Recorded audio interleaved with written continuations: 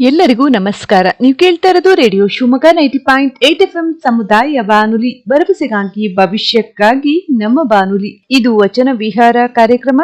ನಾನ್ ಪವಿತ್ರ ದಿನೇಶ್. ಸ್ನೇಹಿತರೆ, ನಮ್ಮ ಇವತ್ತಿನ ವಚನ ವಿಹಾರ ಕಾರ್ಯಕ್ರಮದಲ್ಲಿ ಶಿರಾಳಕೊಪ್ಪದ ಬಾಲಕಿಯರ ಕರ್ನಾಟಕ ಪಬ್ಲಿಕ್ ಶಾಲೆಯಲ್ಲಿ ಸಂಗೀತ ಶಿಕ್ಷಕರಾಗಿ ಕರ್ತವ್ಯ ನಿರ್ವಹಿಸ್ತಾ ಇರುವಂತಹ ಶ್ರೀಯುತ ಮಲ್ಲಿಕಾರ್ಜುನ್ ಎಂಜಿ ಮಳವಳ್ಳಿ ಇವರು ನಮ್ ಜೊತೆಗಿದ್ದಾರೆ. ಇವರು ಬಸವಣ್ಣನವರ ವಚನಗಳ ಕುರಿತು ಮಾಹಿತಿ ಹೇಳ್ತಾರೆ, ಕೇಳೋಣ ಬನ್ನಿ. ಸರ್ ನಮಸ್ತೆ, ಕಾರ್ಯಕ್ರಮಕ್ಕೆ ಆತ್ಮೀಯ ಸ್ವಾಗತ.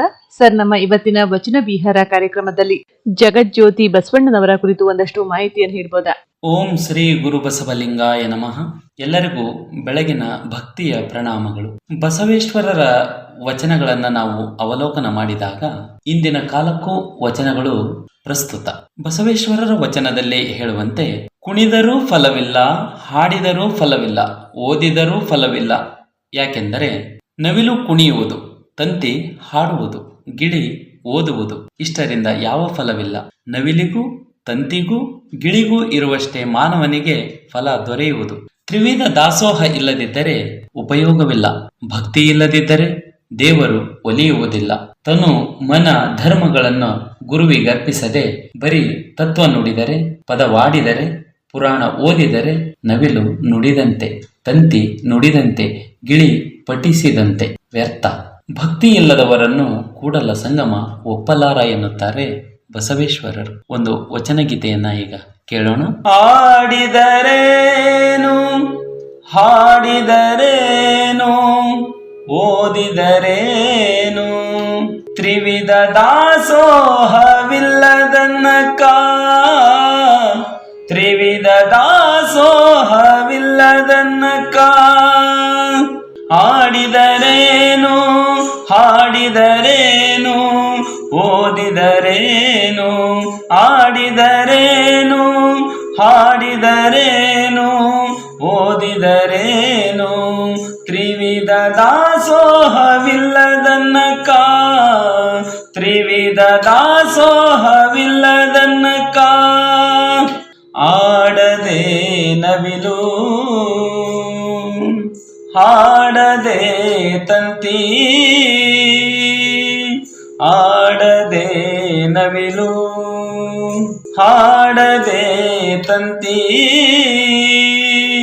ಓದದೆ ಗಿಳಿ. ಭಕ್ತಿ ಇಲ್ಲದವರನ್ನೊಲ್ಲ ಕೂಡಲ ಸಂಗಮ ದೇವ, ಭಕ್ತಿ ಇಲ್ಲದವರನ್ನೊಲ್ಲ ಕೂಡಲ ಸಂಗಮ ದೇವ, ಕೂಡಲ ಸಂಗಮ ದೇವ, ಕೂಡಲ ಸಂಗಮ ದೇವ. ಆಡಿದರೇನು, ಹಾಡಿದರೇನು, ಓದಿದರೇನು, ತ್ರಿವಿಧ ದಾಸೋಹವಿಲ್ಲದನ್ನಕ, ತ್ರಿವಿಧ ದಾಸೋಹವಿಲ್ಲದನ್ನಕ, ತ್ರಿವಿಧ ದಾಸೋಹವಿಲ್ಲದನ್ನಕ. ಬಸವೇಶ್ವರರ ಈ ವಚನದಲ್ಲಿ ಭಾವಾರ್ಥವನ್ನ ನಾವು ತಿಳಿಯುವುದಾದರೆ, ಕುಣಿದರೂ, ಹಾಡಿದರೂ ಮತ್ತು ಓದಿದರೂ ಫಲವಿಲ್ಲ. ಇವುಗಳನ್ನು ನವಿಲು, ತಂತಿ ಮತ್ತು ಗಿಳಿಗಳು ಸಹ ಮಾಡುತ್ತವೆ. ಇವುಗಳಿಗಿಂತಲೂ ಮನುಷ್ಯನು ಹೆಚ್ಚಿನವನು. ಇವುಗಳಂತೆ ಅವನು ಕುಣಿಯಬಹುದು, ಹಾಡಬಹುದು ಮತ್ತು ಓದಬಹುದು. ಆದರೂ ಇವುಗಳಿಗಿಂತಲೂ ತ್ರಿವಿಧ ದಾಸೋಹ ಮಾಡಬೇಕು. ಗುರು, ಲಿಂಗ, ಜಂಗಮ ಸೇವೆಯನ್ನು ಮಾಡಬೇಕು. ಅವರಿಗೆ ತೃಪ್ತಿಪಡಿಸುವಂತೆ ದಾಸೋಹ ಮಾಡಬೇಕು. ಗುರುವಿಗೆ ತನುವನ್ನೂ ಅರ್ಪಿಸಬೇಕು. ಲಿಂಗಕ್ಕೆ ಮನಸ್ಸನ್ನು ಕೊಟ್ಟು ಪೂಜಿಸಬೇಕು. ಜಂಗಮಕ್ಕೆ ಧನ, ದವಸ, ಧಾನ್ಯ ಸಹಾಹಾರದಿಂದ ತೃಪ್ತಿಪಡಿಸಬೇಕು. ಹೀಗೆ ಹರ, ಗುರು, ಜಂಗಮನನ್ನು ತ್ರಿವಿಧವಾಗಿ ತೃಪ್ತಿಪಡಿಸಬೇಕು. ಇದನ್ನಾದರೂ ಕಾಯಕದಿಂದ ತೃಪ್ತಿಪಡಿಸಬೇಕು, ಅಂದರೆ ದೇವರು ಒಲಿಯುವನು ಎನ್ನುತ್ತಾರೆ ಬಸವೇಶ್ವರರು. ಬಸವಣ್ಣನವರು ತ್ರಿವಿಧ ದಾಸೋಹಕ್ಕೆ ಹೆಚ್ಚು ಪ್ರಾಮುಖ್ಯತೆಯನ್ನ ಕೊಟ್ಟವರು. ಇಂತಹ ತ್ರಿವಿಧ ದಾಸೋಹದ ಕುರಿತಾಗಿ ಬಸವಣ್ಣನವರು ಹೇಳಿರುವಂತಹ ಒಂದು ವಚನವನ್ನ ಶಿಕ್ಷಕರಾದಂತಹ ಮಲ್ಲಿಕಾರ್ಜುನ್ ಅವರು ತುಂಬಾ ಸುಶ್ರಾವ್ಯವಾಗಿ ಹಾಡುವ ಮೂಲಕ ಅದರ ಅರ್ಥ ವಿವರಣೆಯನ್ನ ತಿಳಿಸಿದ್ರು. ನಂತರದಲ್ಲಿ ಕೂಡ ಬಸವಣ್ಣನವರ ಇನ್ನಷ್ಟು ವಚನಗಳನ್ನ ಹಾಡ್ತಾರೆ. ಮತ್ತೊಮ್ಮೆ ವಚನ ವಿಹಾರ ಕಾರ್ಯಕ್ರಮಕ್ಕೆ ಸ್ವಾಗತ. ನೀವು ಕೇಳ್ತಾ ಇರೋದು ರೇಡಿಯೋ ಶಿವಮೊಗ್ಗ 90.8 FM ಸಮುದಾಯ ಬಾನುಲಿ, ಭರವಸೆಗಾಗಿ ಭವಿಷ್ಯಕ್ಕಾಗಿ ನಮ್ಮ ಬಾನುಲಿ. ಇದು ವಚನ ವಿಹಾರ ಕಾರ್ಯಕ್ರಮ. ನಾನು ಪವಿತ್ರ ದಿನೇಶ್. ನಮ್ಮ ಇವತ್ತಿನ ವಚನ ವಿಹಾರ ಕಾರ್ಯಕ್ರಮದಲ್ಲಿ ಶಿರಾಳಕೊಪ್ಪದ ಬಾಲಕಿಯರ ಕರ್ನಾಟಕ ಪಬ್ಲಿಕ್ ಶಾಲೆಯ ಸಂಗೀತ ಶಿಕ್ಷಕರಾದಂತಹ ಶ್ರೀಯುತ ಮಲ್ಲಿಕಾರ್ಜುನ್ MG ಮಳವಳ್ಳಿಯವರು ನಮ್ಮ ಜೊತೆಗಿದ್ದಾರೆ. ಇವರು ಬಸವಣ್ಣನವರ ವಚನಗಳನ್ನ ಹೇಳ್ತಾ ಇದ್ರು. ಈಗ ಸಹ ಇನ್ನಷ್ಟು ಬಸವಣ್ಣನವರ ವಚನಗಳನ್ನ ಹಾಡುವ ಮೂಲಕ ಅದರ ಅರ್ಥ ವಿವರಣೆಯನ್ನ ಹೇಳ್ತಾರೆ, ಕೇಳೋಣ ಬನ್ನಿ. ಬಸವಣ್ಣನವರು ವಚನಗಳೆಂಬ ಹೊಸ ಸಾಹಿತ್ಯ ಪ್ರಕಾರವನ್ನೇ ಆರಂಭಿಸಿದರು. ಗದ್ಯ ಕಾವ್ಯದಲ್ಲಿ ಅನೇಕ ವಿಧಗಳಿವೆ. ಪದ್ಯದಂತಿರುವ ಗದ್ಯಕ್ಕೆ ಪದ್ಯಗಂಧಿ ಎನ್ನುವರು. ಈ ಪ್ರಕಾರವು ಗದ್ಯ ಪದ್ಯ ರೂಪವಾದ ಚಂಪುವಿಗಿಂತಲೂ ಭಿನ್ನವಾಗಿರುವುದು. ವಚನ ಪ್ರಕಾರವು ಗದ್ಯಕ್ಕಿಂತ ಕಷ್ಟಕರವಾಗಿದ್ದು ಪದ್ಯಕ್ಕಿಂತಲೂ ಶಿಥಿಲವಾಗಿರುವಂತಹದ್ದಾಗಿದೆ. ಭಗವಂತನನ್ನ ವಿಷಯವನ್ನಾಗಿಸಿಕೊಂಡು ಭಾವನಾ ಪ್ರವಾಹವನ್ನು ಹರಿಸುವ ಭಕ್ತಿಯೇ ಯೋಗವಾದಾಗ ಭಗವಂತ ಮತ್ತು ಭಕ್ತ ಇವರ ಸಂಬಂಧ ಉಂಟಾಗುವುದು. ಈ ಸಂಸಾರದಿಂದ ಬಿಡುಗಡೆ ಪಡೆಯಲು ಭಕ್ತ ಪ್ರಯತ್ನಿಸುವನು. ಮಾತು ಮನಸ್ಸು ಕೃತಿಗಳ ಮೂಲಕವಾಗಿ ಪರಮೇಶ್ವರನಲ್ಲಿ ಭಕ್ತಿಯನ್ನು ಸಂಪಾದಿಸಿಕೊಳ್ಳುವ ಭಕ್ತಿಯ ಮಾರ್ಗದರ್ಶನವು ವಚನಗಳಲ್ಲಿದೆ. ಬಸವಣ್ಣನವರು ಇಂತಹ ಶ್ರೇಷ್ಠ ಭಕ್ತಿಯ ಪ್ರದರ್ಶನವನ್ನು ಮಾಡಿದ್ದಾರೆ. ಮನಸ್ಸು ಮಾತು ಮತ್ತು ಶರೀರದಿಂದ ಪರಮೇಶ್ವರನ ಪ್ರಸಾದ ಸಕಲ ಜೀವಿಗಳಿಗೆ ದೊರಕಿಸುವಂತಹ ದಾರಿಯನ್ನು ತೋರಿದರು.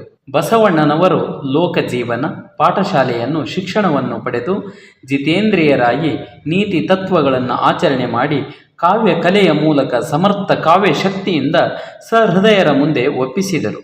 ರಸಪ್ರಜ್ಞೆ ನೀತಿ ಪ್ರಜ್ಞೆ ಬಸವಣ್ಣನವರ ವಚನಗಳಲ್ಲಿ ತುಂಬಿವೆ. ಲೋಕಕ್ಕೆ ಉಪದೇಶವನ್ನು ಮಾಡುವ ಕಲೆಗಾರಿಕೆ ಇದೆ.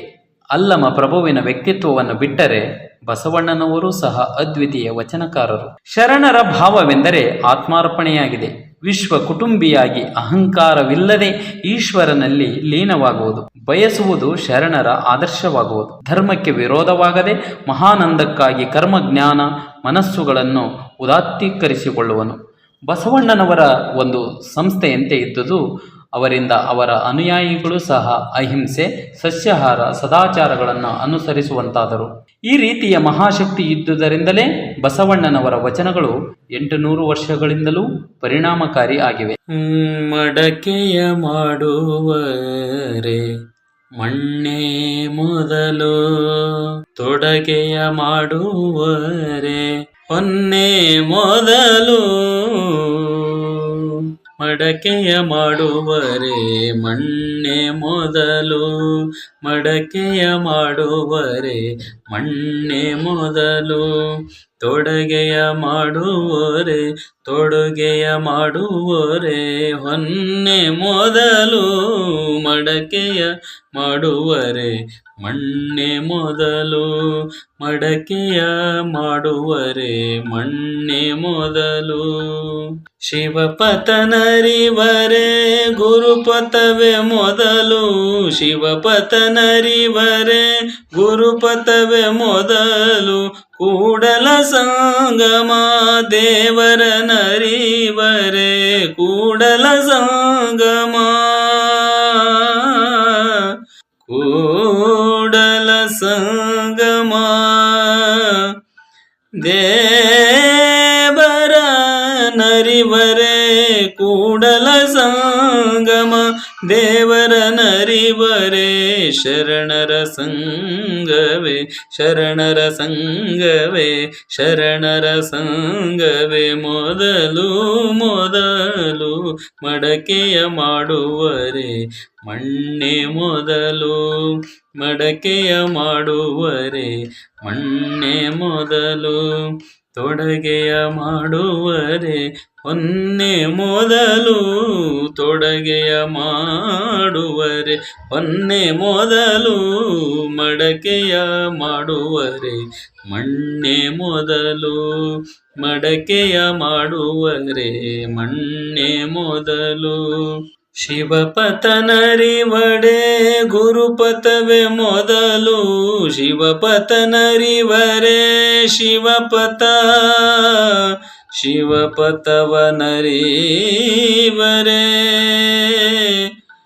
ಶಿವಪತವ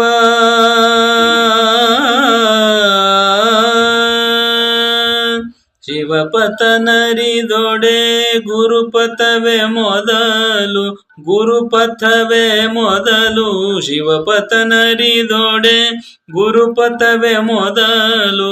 ಕೂಡಲ ಸಂಗಮ ದೇವರ ನರಿವರೆ ಕೂಡಲ ಸಂಗಮ ದೇವರ ನರಿವರೇ ಶರಣರ ಸಂಗವೇ ಮೊದಲು ಮೊದಲು ಶರಣರ ಸಂಗವೇ ಮೊದಲು ಮೊದಲು ಮಡಕೆಯ ಮಾಡುವರೆ ಮಣ್ಣೆ ಮೊದಲು ಮಡಕೆಯ ಮಾಡುವರೆ ಮಡಕೆಯ ಮಾಡುವರೆ ಮಡಕೆಯ ಮಾಡುವರೆ ಮಣ್ಣೇ ಮೊದಲು.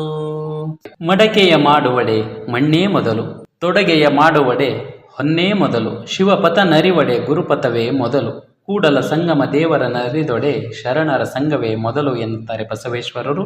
ಈ ವಚನದ ಅರ್ಥವನ್ನು ನೋಡುವುದಾದರೆ, ಮುಂದಿನ ಕಾರ್ಯಕ್ಕೆ ಕಾರಣವಾದದನ್ನು ಮೊದಲು ಮಾಡಬೇಕು, ಅಂದಾಗ ಮುಂದೆ ಮಾಡಬೇಕಾದ ಕಾರ್ಯಕ್ಕೆ ಸುಗಮ ದಾರಿ ಸಿಗುವುದು. ಈ ತತ್ವವನ್ನು ಅತ್ಯಂತ ಸುಂದರ ಉದಾಹರಣೆಗಳಿಂದ ಬಸವಣ್ಣನವರು ಈ ವಚನದಲ್ಲಿ ವಿವರಿಸಿದ್ದಾರೆ. ಗಡಿಗೆ ಮಾಡುವುದಕ್ಕಿಂತ ಮೊದಲು ಮಣ್ಣು ಬೇಕು, ತೊಡುಗೆ ಆಭರಣ ಮಾಡುವುದಕ್ಕಿಂತ ಮೊದಲು ಬಂಗಾರ ಬೇಕು, ಶಿವ ತತ್ವವನ್ನು ಅರಿಯುವುದಕ್ಕೆ ಮೊದಲು ಗುರುವಿನ ಮಾರ್ಗದರ್ಶನ ಬೇಕು, ಭಗವಂತ ಕೂಡಲ ಸಂಗಮ ದೇವನನ್ನು ಅರಿಯುವುದಕ್ಕಿಂತ ಮೊದಲು ಶರಣರ ಸಂಘ ಬೇಕು ಎನ್ನುತ್ತಾರೆ ಬಸವೇಶ್ವರರು. ಬಸವಣ್ಣನವರು ಹೇಳಿರುವಂತಹ ಈ ವಚನದಲ್ಲಿ ಇಷ್ಟೊಂದು ಅರ್ಥ ವಿವರಣೆ ಅಡಗಿದೆ ಸ್ನೇಹಿತರೆ. ಅಂದ್ರೆ ಒಂದು ಮಡಕೆಯನ್ನ ಮಾಡೋದಕ್ಕೆ ಕುಂಬಾರನಿಗೆ ಮಣ್ಣು ಅಗತ್ಯ, ಹಾಗೆ ಮಣ್ಣಿಲ್ಲದೆ ಮಡಕೆ ಮಾಡೋದಕ್ಕೆ ಸಾಧ್ಯನೇ ಇಲ್ಲ. ಒಂದು ಒಳ್ಳೆಯ ಮಡಕೆ ಬೇಕು ಅಂತ ಹೇಳಿದ್ರೆ ಮಣ್ಣು ಕೂಡ ಹದವಾದಂತಹ ಮಣ್ಣು ಕುಂಬಾರನಿಗೆ ಬೇಕಾಗುತ್ತೆ. ಅದೇ ರೀತಿ ಒಂದು ಒಳ್ಳೆಯ ಆಭರಣ ಮಾಡ್ಬೇಕು ಅಂತ ಹೇಳಿದ್ರೆ ಅಕ್ಕಸಾಲಿಗನಿಗೆ ಬಂಗಾರ ಅನಿವಾರ್ಯ ಆಗುತ್ತೆ. ಬಂಗಾರವಿಲ್ಲದೆ ಯಾವುದೇ ಒಡವೆಯನ್ನ ಮಾಡೋದಕ್ಕೆ ಆಗಲ್ಲ. ಅದೇ ರೀತಿ ಶಿವಪಥವನ್ನ ತಿಳಿಯಬೇಕಾದ್ರೆ ನಮ್ಗೆ ಗುರುಪಥ ಬೇಕೇ ಬೇಕು. ಅಂದ್ರೆ ಗುರು ತೋರಿಸಿದಂತಹ ದಾರಿಯಲ್ಲಿ ನಡೆದಾಗ ಮಾತ್ರ ಶಿವನನ್ನ ನೋಡೋದಕ್ಕೆ ಸಾಧ್ಯ ಎಂಬುದನ್ನ ಬಸವಣ್ಣನವರು ತಮ್ಮ ವಚನದಲ್ಲಿ ಹೇಳಿರುವಂತಹ ವಿಚಾರಧಾರೆಯನ್ನ ಶ್ರೀಯುತ ಮಲ್ಲಿಕಾರ್ಜುನ್ ಅವರು ತುಂಬಾ ಶ್ರಾವ್ಯವಾಗಿ ಹಾಡುವ ಮೂಲಕ ಅದರ ಅರ್ಥ ವಿವರಣೆಯನ್ನ ತಿಳಿಸ್ಕೊಟ್ರು. ಅಂದ್ರೆ ಬಸವಣ್ಣನವರ ಪ್ರತಿಯೊಂದು ವಚನವೂ ಕೂಡ ಸಾಕಷ್ಟು ವಿಚಾರಗಳನ್ನ ಹೇಳ್ತಾ ಹೋಗ್ತಾರೆ. ನಂತರದಲ್ಲಿ ಕೂಡ ಇನ್ನಷ್ಟು ವಚನಗಳ ಬಗ್ಗೆ ಮಾಹಿತಿಯನ್ನ. ಮತ್ತೊಮ್ಮೆ ವಚನ ವಿಹಾರ ಕಾರ್ಯಕ್ರಮಕ್ಕೆ ಸ್ವಾಗತ. ನೀವು ಕೇಳ್ತಾ ಇರೋದು ರೇಡಿಯೋ ಶಿವಮೊಗ್ಗ 90.8 FM ಸಮುದಾಯ ಬಾನುಲಿ, ಭರವಸೆಗಾಗಿ ಭವಿಷ್ಯಕ್ಕಾಗಿ ನಮ್ಮ ಬಾನುಲಿ. ಇದು ವಚನ ವಿಹಾರ ಕಾರ್ಯಕ್ರಮ. ನಾನು ಪವಿತ್ರ ದಿನೇಶ್. ನಮ್ಮ ಇವತ್ತಿನ ವಚನ ವಿಹಾರ ಕಾರ್ಯಕ್ರಮದಲ್ಲಿ ಸಂಗೀತ ಶಿಕ್ಷಕರಾದಂತಹ ಹಾಗೆ ಬಾಲಕಿಯರ ಕರ್ನಾಟಕ ಪಬ್ಲಿಕ್ ಶಾಲೆ ಶಿರಾಳಕೊಪ್ಪದಲ್ಲಿ ಸಂಗೀತ ಶಿಕ್ಷಕರಾಗಿ ಕರ್ತವ್ಯ ನಿರ್ವಹಿಸ್ತಾ ಇರುವಂತ ಶ್ರೀಯುತ ಮಲ್ಲಿಕಾರ್ಜುನ್ MG ಮಳವಳ್ಳಿ ಅವರು ನಮ್ಮ ಜೊತೆಗಿದ್ದಾರೆ. ಇವರು ಬಸವಣ್ಣನವರ ವಚನ ಮಡಕೆಯ ಮಾಡುವ ಬಗೆ ಮಣ್ಣೆ ಮೊದಲು ಈ ವಚನವನ್ನ ಹಾಡುವ ಮೂಲಕ ಅದರ ಅರ್ಥ ವಿವರಣೆಯನ್ನ ತಿಳಿಸಿದ್ರು. ಈಗ ಮತ್ತೊಂದು ವಚನವನ್ನ ಹಾಡ್ತಾರೆ, ಕೇಳೋಣ ಬನ್ನಿ. ಭಕ್ತಿ ಶುಭಾಶಯ ನುಡಿಯನು ನುಡಿವೆ ನುಡಿದಂತೆ ನಡೆವೆ ನುಡಿದಂತೆ ನಡೆವೆ. ಭಕ್ತಿ ಶುಭಾಶಯ ನುಡಿಯನು ನುಡಿವೆ ಭಕ್ತಿ ಶುಭಾಶಯ ನುಡಿಯನು ನುಡಿವೆ ನುಡಿದಂತೆ ನಡೆವೆ ನುಡಿದಂತೆ ನಡೆವೆ. ಭಕ್ತಿ ಶುಭಾಶಯ ನುಡಿಯನು ನುಡಿವೆ ನುಡಿಯೊಳಗೆ ನಡೆಯ ಪೂರೈಸುವೆ ನುಡಿಯೊಳಗೆ ನಡೆಯ ಪೂರೈಸುವೆ. ಮೇಲೆ ತೂಗುವ ತ್ರಾಸ ಕಟ್ಟಳೆ ಮೇಲೆ ತೂಗುವ ತ್ರಾಸ ಕಟ್ಟಳೆ ನಿಮ್ಮ ಕೈಯಲ್ಲಿದೆ ನಿಮ್ಮ ಕೈಯಲ್ಲಿದೆ. ಒಂದು ಜವೆ ಕೊರತೆಯಾದರೂ ಒಂದು ಜವೆ ಕೊರತೆಯಾದರೂ ಎನ್ನ ನದ್ದಿನಿ ಎದ್ದು ಹೋಗಯ್ಯ ಎನ್ನ ನದ್ದಿನಿ ಎದ್ದು ಹೋಗಯ್ಯ. ಕೂಡಲ ಸಂಗಮ ದೇವಾ ದೇವಾ ಕೂಡಲ ಸಂಗಮ ದೇವಾ ದೇವಾ. ಭಕ್ತಿ ಶುಭಾಶಯ ನುಡಿಯನು ನುಡಿವೆ ಭಕ್ತಿ ಶುಭಾಶಯ ನುಡಿಯನು ನುಡಿವೆ ನುಡಿದಂತೆ ನಡೆವೆ ನುಡಿದಂತೆ ನಡೆವೆ ನುಡಿದಂತೆ ನಡೆವೆ ನುಡಿದಂತೆ ನಡೆವೆ. ಬಸವೇಶ್ವರರು ತಮ್ಮ ಕ್ರಾಂತಿಕಾರಿ ವಚನಗಳ ಮೂಲಕ ನಮ್ಮ ಸಮಾಜಕ್ಕೆ ಅಂಟಿಕೊಂಡಿದ್ದ ಜಾತಿ ಮತ, ಮೇಲು ಕೀಳು, ಬಡವ ಬಲ್ಲಿದ ಭಾವನೆಗಳನ್ನ ಮೆಟ್ಟಿ ನಿಂತವರು. 12ನೇ ಶತಮಾನದಲ್ಲಿ ವೀರಶೈವ ಬ್ರಾಹ್ಮಣ ಕುಟುಂಬದಲ್ಲಿ ಹುಟ್ಟಿ ಉನ್ನತ ವಿದ್ಯಾಭ್ಯಾಸವನ್ನು ಹೊಂದಿ ಬಿಜ್ಜಳನ ಆಸ್ಥಾನದಲ್ಲಿ ಮಂತ್ರಿಯಾಗಿದ್ದರೂ ಸಹ ಸಮಾಜದ ಕೆಳವರ್ಗದ ಜನರ ಕುರಿತು ಅಪಾರ ಕಾಳಜಿ ಹೊಂದಿದ್ದವರು. ವಚನದ ಮೂಲಕ ನಿಜವಾದ ದೇವರು ದೈವತ್ವವನ್ನು ಸರಳವಾದ ಆಡು ಭಾಷೆಯಲ್ಲಿ ಸಾಕ್ಷಾತ್ಕಾರ ಮಾಡಿ ತೋರಿದ ಮಹಾನ್ ಪುರುಷರು ಬಸವೇಶ್ವರರು. ಈ ವಚನದ ಒಂದು ಅರ್ಥದಲ್ಲಿ ಬಸವೇಶ್ವರರ ಪ್ರಕಾರ ಕೂಡಲ ಸಂಗಮನಿಗೆ ಬಸವಣ್ಣನವರು ಈ ರೀತಿಯಾಗಿ ಮಾತು ಕೊಡುತ್ತಾರೆ.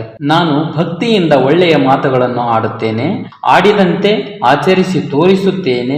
ಈ ಬಗ್ಗೆ ನ್ಯಾಯ ನಿರ್ಣಯಕ್ಕೆ ತೂಗುವ ತಕ್ಕಡಿ ನಿಮ್ಮ ಕೈಯಲ್ಲಿದೆ. ಒಂದು ಕಾಳಿನಷ್ಟು ಕಡಿಮೆ ಆದರೂ ಎನ್ನನ್ನು ಸಂಸಾರದಲ್ಲಿ ಅದ್ದಿ ನೀನು ಹೋಗು ಎಂದು ಕೇಳಿಕೊಂಡಿದ್ದಾರೆ.